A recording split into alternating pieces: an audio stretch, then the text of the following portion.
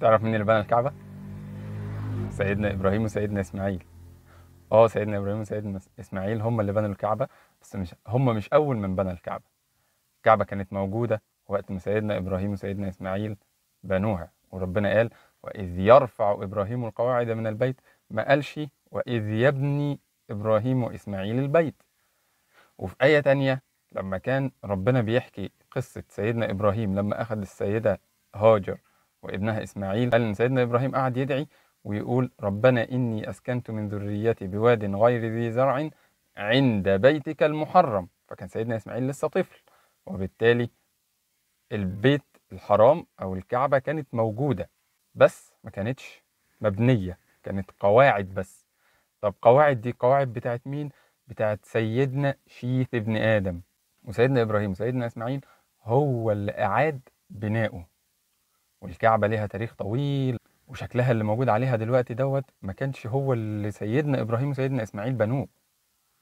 لما سيدنا إبراهيم وسيدنا إسماعيل بنوا الكعبة ما كانتش على شكلها ده، كان ليها بابين، والبابين كانوا في الأرض، ما كانوش عاليين قوي كده. يعني الكعبة دلوقتي ليها باب واحد عالي، لازم يجيبوا له سلم عشان يطلعوا ويخشوا. انما زمان سيدنا ابراهيم الكعبه اللي بناها سيدنا ابراهيم كان ليها بابين في الارض، باب يدخل منه الناس وباب يخرجوا منه. وكان الحجر جوه الكعبه، عشان كده ما ينفعش وانت بتطوف تطوف من داخل الحجر، انت كده دخلت جوه الكعبه وطوافك ناقص. فانت لازم وانت بتطوف تطوف من جنب الحجر عشان يبقى الطواف كامل. طيب ايه اللي جاب الكعبه بالشكل ده؟ الكعبه بعد سيدنا ابراهيم يقال إن هي مرت بعدة ترميمات بسبب عوامل الجو والمطر، وانتوا عارفين المطر لما بينزل في مكة الكعبة بيبقى حواليها عامل ازاي. الكعبة مرت بعدة ترميمات لغاية بعد عام الفيل لما الرسول صلى الله عليه وسلم اتولد وكبر. الكعبة حصل فيها مشكلة، يقال إن هي حصل فيها حريقة أو السيل تسبب إن هي دلوقتي بقت عايزة تترمم. المهم إن أهل مكة اجتمعوا، وفي الآخر قصة طويلة خلاصتها ان هم هيهدوا الكعبة ويبنوها تاني. فلما جم يبنوا الكعبة لقوا الفلوس اللي هم لموها ناقصة، لان هم حطوا عدة شروط في الفلوس اللي هيبنوا بيها الكعبة، فلقوا ان الفلوس اللي بينطبق عليها الشروط دي قليلة، فاضطروا ان هم يبنوها بشكل ناقص. حتى الرسول صلى الله عليه وسلم لما فتح مكة قال لسيدة عائشة: يا عائشة لولا أن قومك حديث عهد بكفر، يعني احنا لسه دلوقتي فاتحين مكة والناس لسه داخلة في الإسلام، إن محدش يقول إن هو قدر فبيهد الكعبة.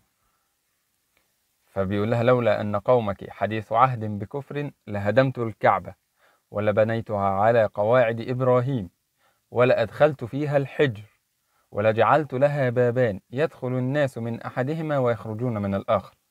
فده كان شكل الكعبة اللي بناها سيدنا إبراهيم عليه السلام.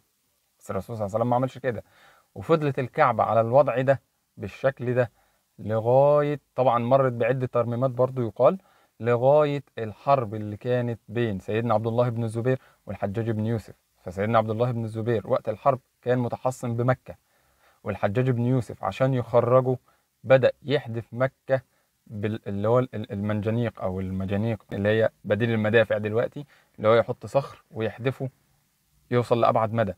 فالصخور اللي كان بيحدفها على مكة دي أصابت الكعبة، عملت خسائر كتير جدا في الكعبة.